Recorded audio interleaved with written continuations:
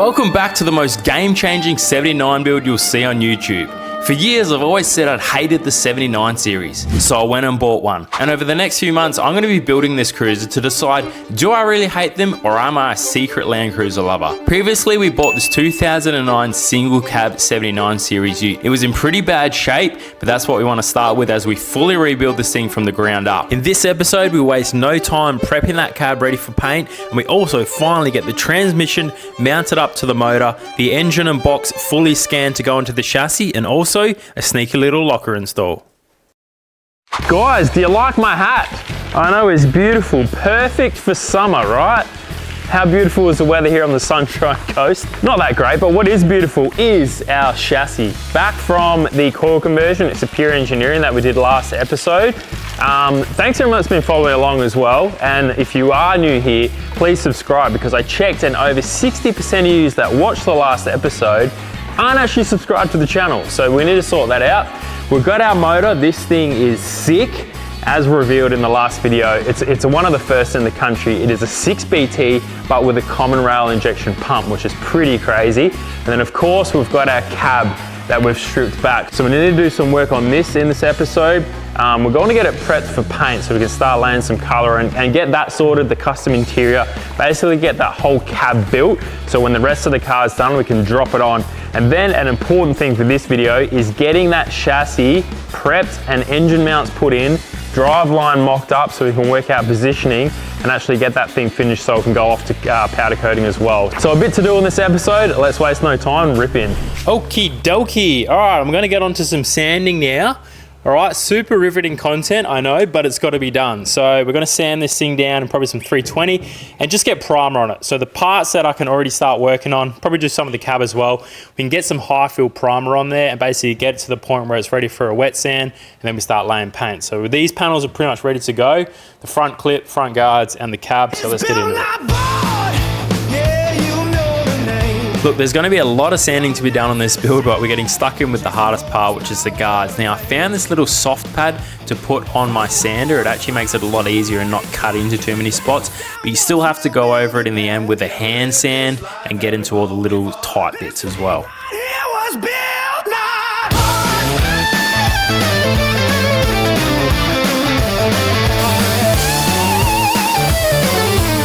Alrighty, the guards are pretty much done. Look, now I didn't bore you with sanding both of the guards. It took a little while, but the next thing to do is the cab. But what I want to do is clean that first, give it a pressure wash to get all the crap off before I go and sand it. And literally today, look what rocked up. A brand new kit of pressure washer, vacuum cleaner, what's this, Air Max blower dryer. Basically the full blast suite has rocked up today. So we're gonna install that now, and then we'll have the right gear we need to pressure wash that bad boy and get it spotless and clean. Alrighty, massive shout out to Blast. I love these little machines. It makes washing so easy when you can just pull a reel straight off your wall and go ahead and wash your car. It comes with a foam cannon. If you get the kit, you get all the stuff, fluids with it, a bunch of cleaning products as well. I've also got obviously the vacuum, and that we'll set up at a later date, but for now, this is the perfect thing we need to get this cab clean, ready to paint that as well. If you're like me and clean your car a lot and you're interested in one of these pressure washers, make sure to click the link on the screen. Use my code BNB. If you want to grab yourself one, it'll save you a few bucks at checkout. Thank me later. All right, before I go ahead and prime all of the cab, I'm gonna smack the underneath with some of Car Builder's TXT 2K coating. So this is a really tough coating. It's perfect for like underneath your car because obviously you don't see any of that, but it just helps sound deaden a lot of the stones and stuff that hit it, and it sticks like shit to a blanket. It'll stick really well. Basically no prep, just give it a clean, bit of wax and grease, and we'll bang it on there. It comes with a supplied gun as well. You basically pour your hardener into the bottle, give it a real good shake for a few minutes, and then you just bomb it on there with some compressed air. So we'll do that, and I'll just tidy up underneath before we go ahead and actually do the rest of the cab.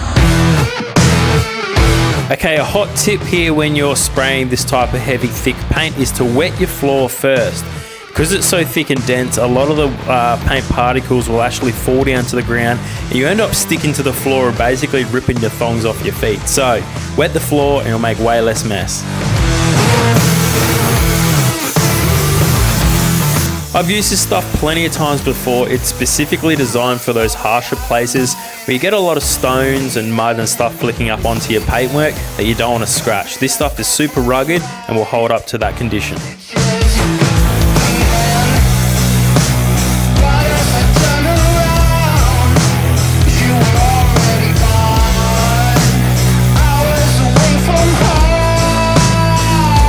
Okay, this morning it is time to do some work on the cab, but what I want to do is get it over there on a stand, but the stand is there, so I need to move this cab off that table, get that table under here, then move the cab over to there so I can work on it without the hoist in the way, if you get what I mean. And then I'm going to show you a really cool trick of how to get the factory sound deadening off the floor.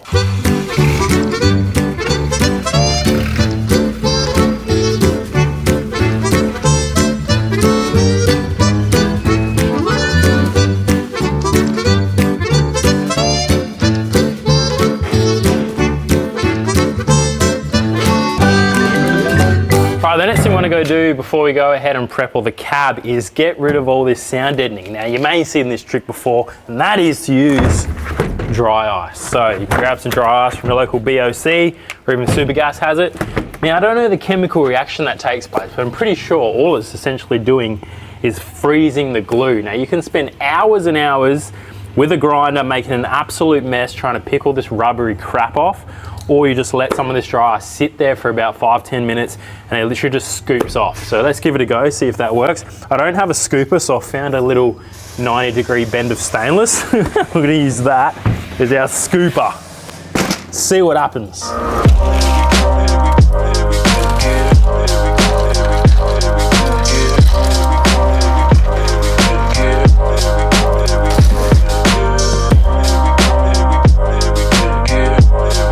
I got myself a little scraper here, just a bloody, I don't know, it's like a spatula that tilers use, I guess. Just as we scrape this off and see if it works, I want to talk about today's sponsor, and that is Carly.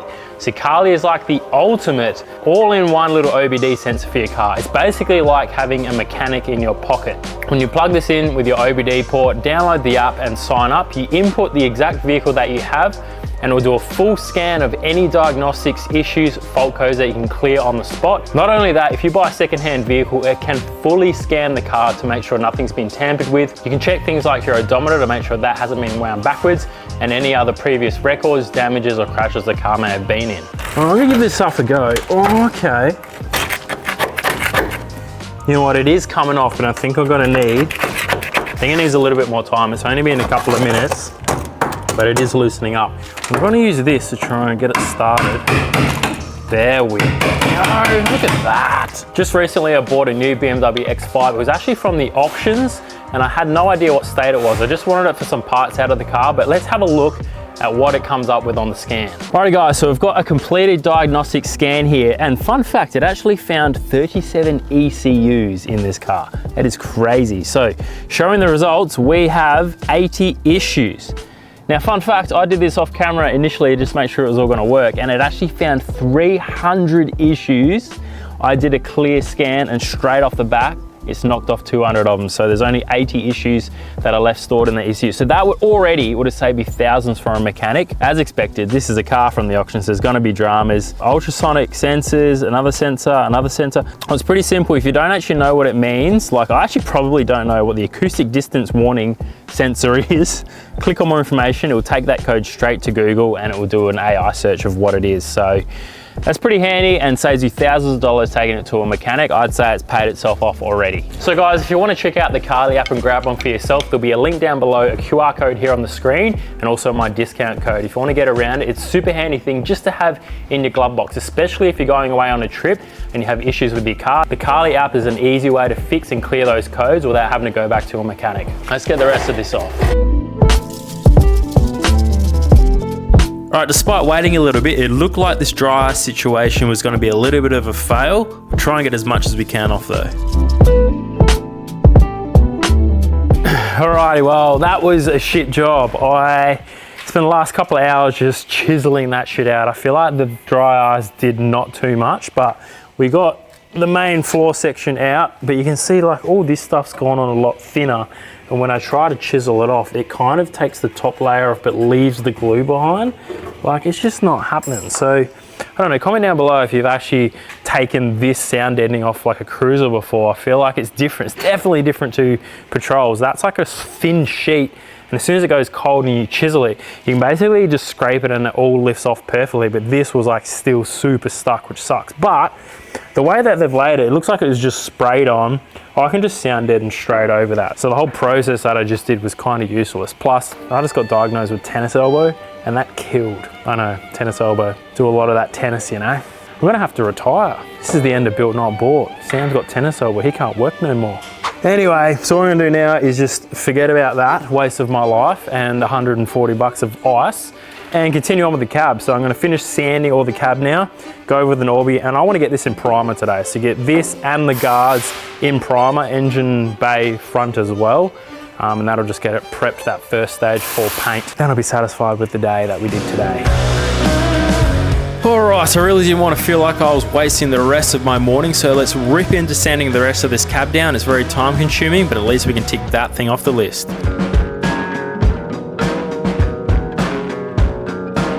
Guys, you're probably thinking that it's pretty early on in the build to be doing bodywork, and you'd be correct, but the reason for doing that is it is a lot of hours and it's really boring content. So for a couple of reasons, for me, I just want to get a bit done now so I don't have to do less later.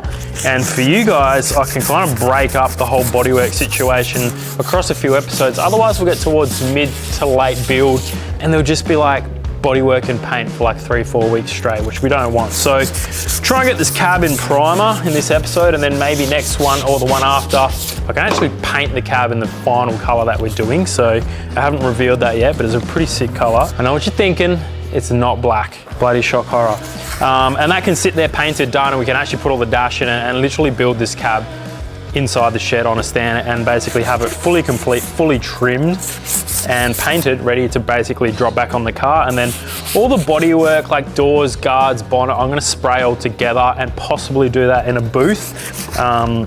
So it's got no bugs or crap and has a proper finish to it. Whereas like the cab is a lot of just door jams and engine bay. You're not really too fussed about an immaculate paint job there because it's all kind of hidden anyway. So that's why we're doing bodywork now. I'm trying to spread it out for you guys so you don't get bored later.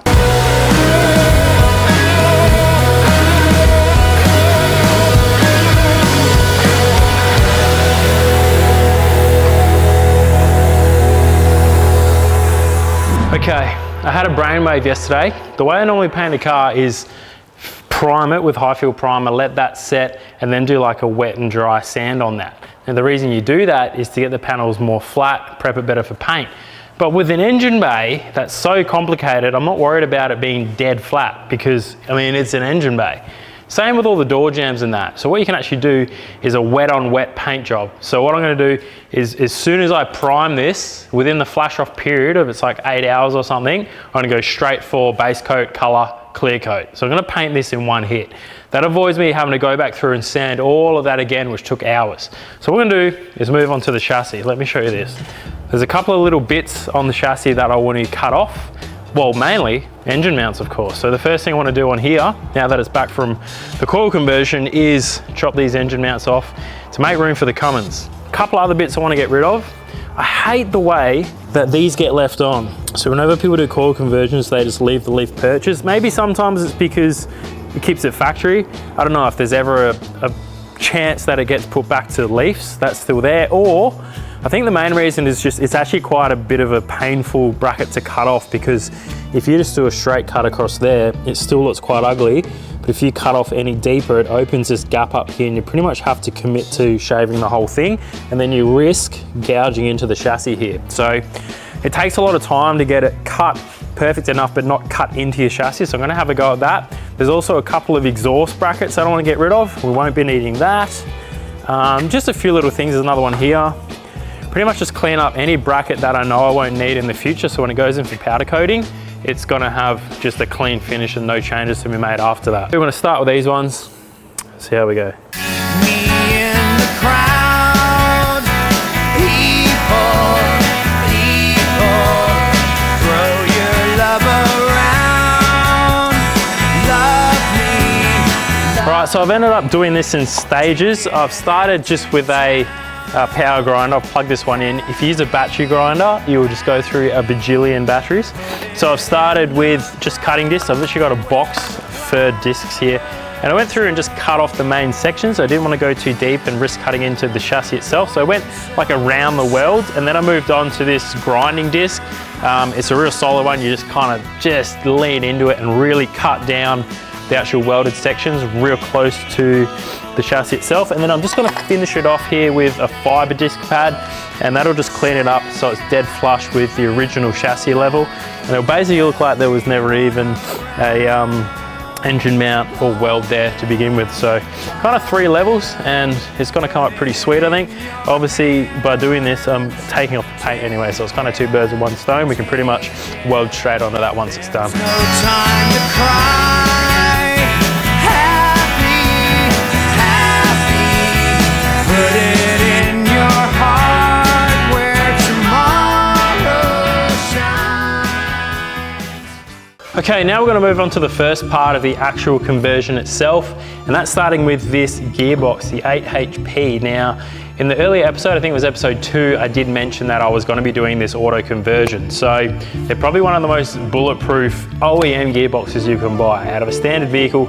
This one is out of the BMW X5, a 2016 model, I believe. A car that I bought from the auctions, used some bits off it, and this was a gearbox that I've had sitting on my shelf for a few months now, so it was perfect for this conversion. Now, it's pretty lucky because the guys down at 8Speed do a bunch of auto conversions, and one of the most popular vehicles that they do it in is the 79 series. Now, that is, of course, to a normal VDJ, but it means they have all the stuff from the gearbox back connecting to the transfer. I've got one of their adapters here. This is a billet machine adapter that connects to the 79 series transfer case. So that sorts out the back end. And now I got pretty lucky with the front. Thanks to Mac Preston, he built his K truck, which of course has a 6.7 Cummins, and they obviously had all the files for that as well. So this is a 6BT adapter, which goes onto basically the engine side. Now, I still do need to find myself the bell housing bit that goes from the block to the gearbox that mates to this. So there's a little bit that I'm missing, but they're the 2 major components that we need to connect this gearbox. So the guys at 8Speed have spent years and years developing this. They're really good when it comes to the tuning and setup of these. They can handle a ton of different scenarios and power levels. Like, I'm gonna try and use this as a factory box, but I really should build this with new clutches, upgraded billet parts, just anything over about 1,000 Newton meters gives you a bit more peace of mind. But we'll see how it goes as is. If I drive it gently, it should be fine. But out of the box, they're one of the most strongest autos that you can get. So now I've cut those engine mounts off. I need to get this position where I want it, drop the cab up and down a couple of times, check clearances, and then go ahead, get the thing scanned and some engine mounts made up, laser cut, bent, and welded in. So that's what we're doing now. Let's rip in.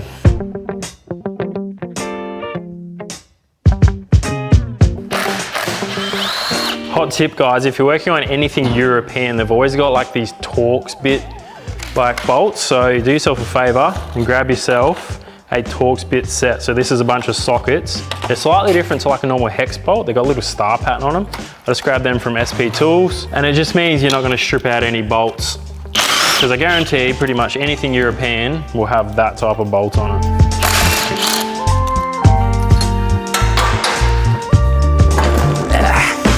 Okay, so I think this shaft here is on a spline, like the whole transfer started to come off, but this seems to be moving independently.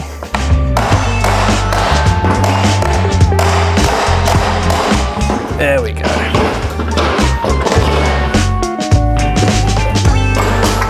Okay, that was heaps easier than I was thinking. Okay, this is good. This looks basic, it looks simple. It looks like it's obviously a sealed unit, so I was worried it might have been a split casing where there's fluids in here, but that is a perfect seal. It's not leaking, which is good. So hopefully this will go on. The 8Speed boys, little container that says transmission to adapter plate.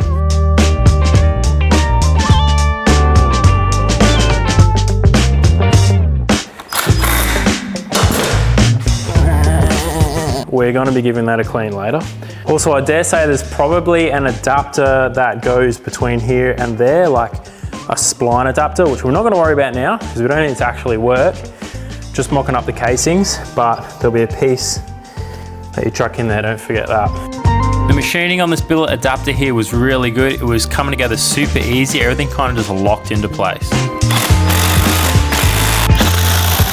Oh, the transfer case is technically mounted, but there is a tiny gap in here that's opened up. So I'm not sure if there's like a little stone or something stuck in there. It looks like the clearance through here is super tight. I got a feeling it's just covered in shit. This needs a real big clean, a pressure wash, degrease, and it probably will squish up better. But it's enough now to just mock it up. A couple of mil there, no worries. Okay guys, I'm not sure what the last thing I filmed was, but what I did yesterday is finally mount the 8HP to the 6BT. So this technically hasn't been done before. I mean, the 8HP goes into a ton of different cars, which plenty of times it's been in a 79.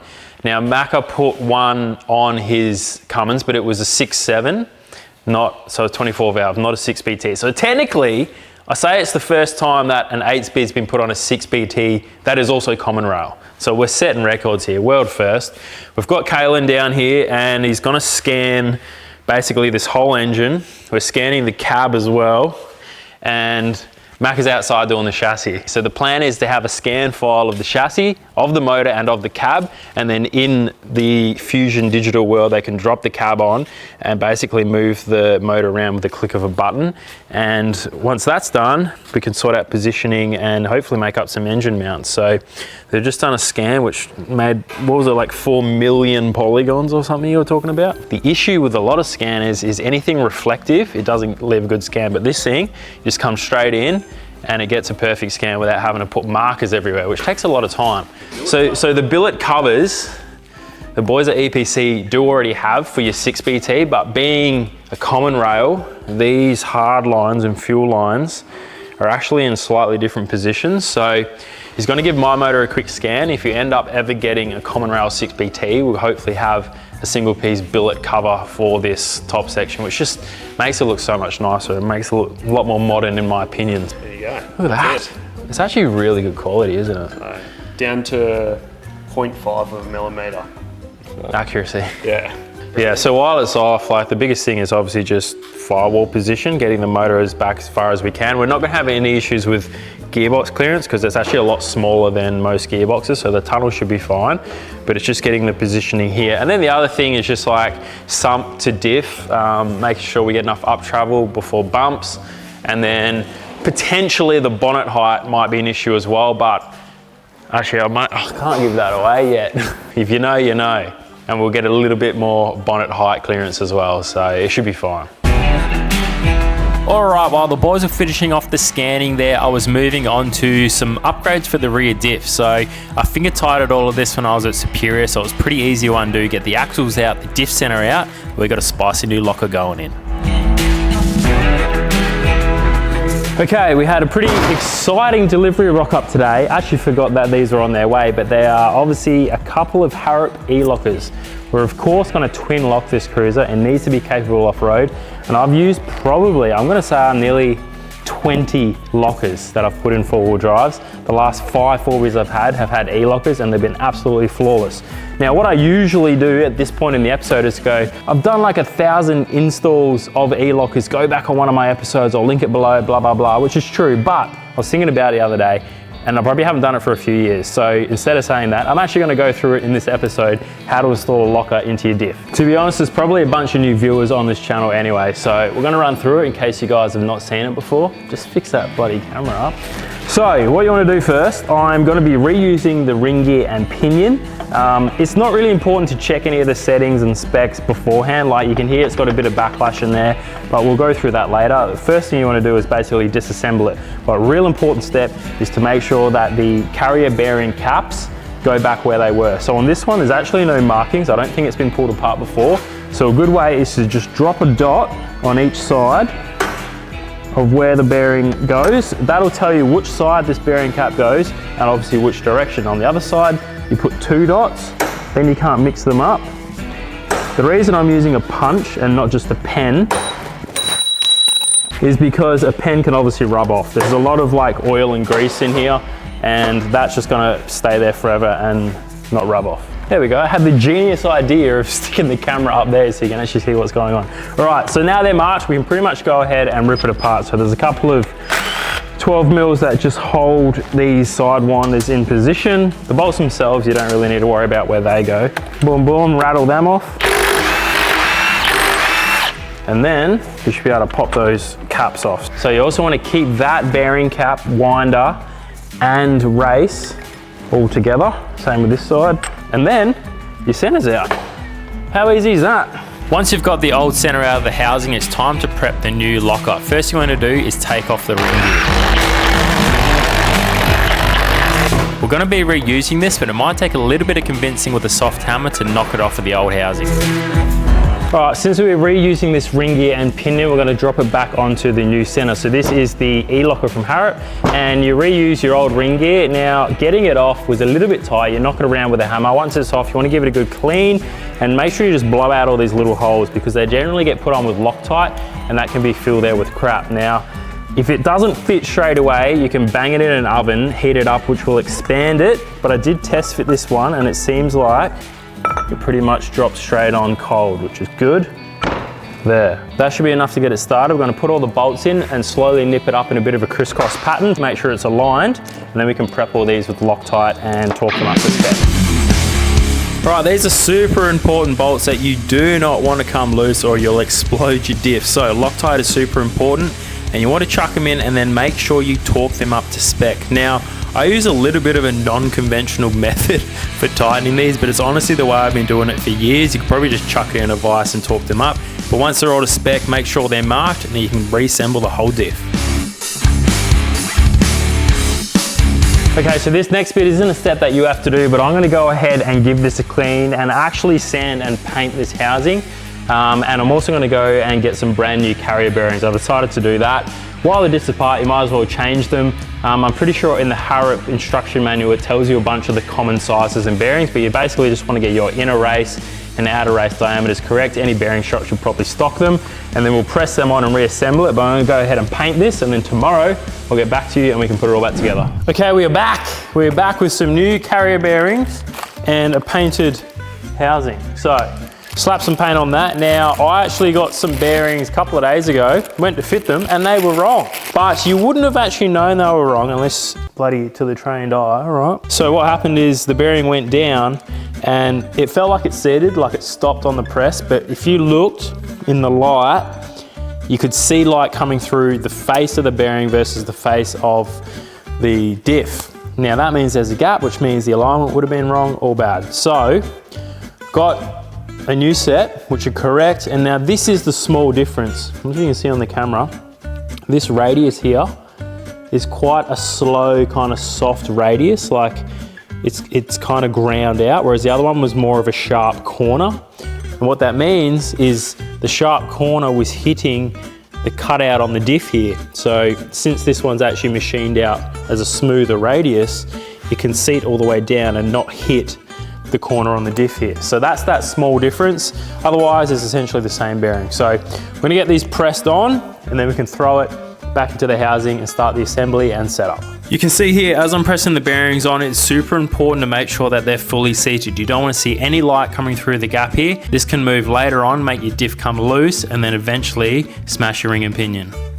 All right, once you drop the diff back in there, we can start looking at setting it up. First thing I want to do is chuck the carrier caps on, just finger tight, so you can get these little winders, sit them in and just make sure that they're lined up and they spin freely. Now on this side, we just need to add this little plate here. So this is to help the locker on the locking mechanism. Just like that. I ended up taking this winder out just to get the alignment first. What these winders do is position the diff left and right across the housing. So first thing you want to do is set the backlash. So you want to squeeze these up, nip them up fairly tight so that they put some preload on those carrier bearings because they're brand new. The first thing you want to do is just check the backlash, which is a bit of knock in there. Now, if you have a dial gauge, that's the best thing to use. Just use a magnetic post there. You want it at about 0.2 of a millimeter, around there.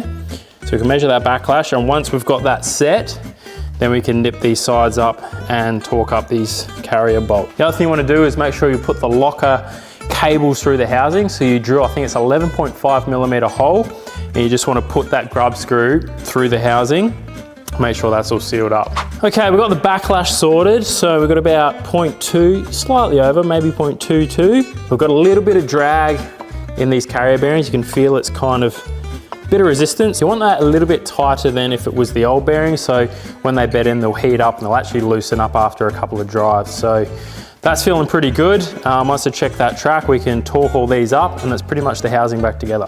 And that is a wrap. The rear diff locker is installed, guys. It's super easy, and it's honestly one of the best mods you can do for off-road capability. Pretty much gonna wrap up the episode there. We've banged it back into the diff. We got the chassis and the cab, a little bit more work done. Hopefully next episode we actually lay some paint. So we'll see you guys there. Thanks for watching. We'll see you next week.